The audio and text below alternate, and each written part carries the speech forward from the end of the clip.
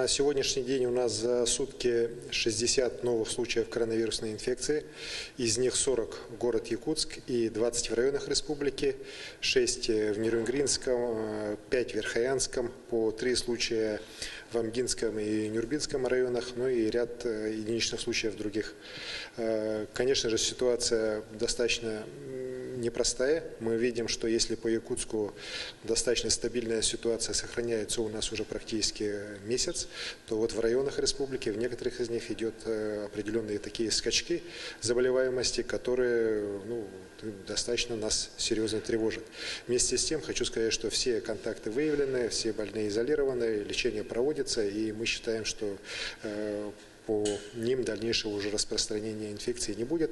И мною дано поручение усилить работу по ряду районов, в том числе по Верхоянскому району, по Мирнинскому, Нерюнгринскому районам, для того, чтобы ситуацию полностью взять под контроль и ввести ее в стабильное уже течение.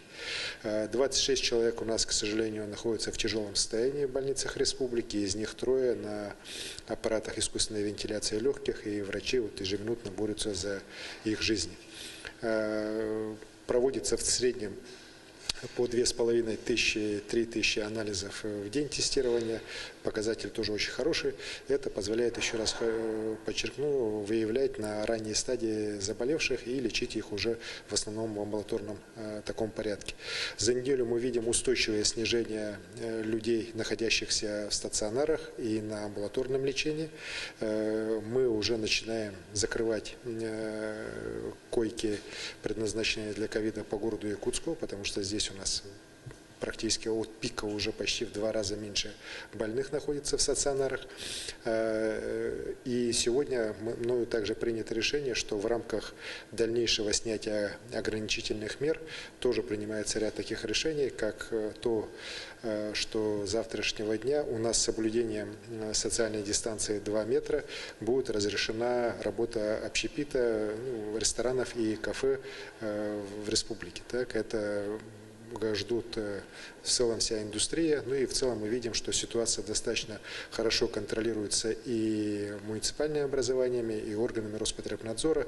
Ну и самое главное, что бизнес сам уже понимает, что в случае нарушений каких-либо, конечно же, дела будут незамедлительно передаваться в суд для штрафов, и даже не только для штрафов, а вообще для закрытия учреждений, которые будут работать с нарушениями санитарно-эпидемиологических мер.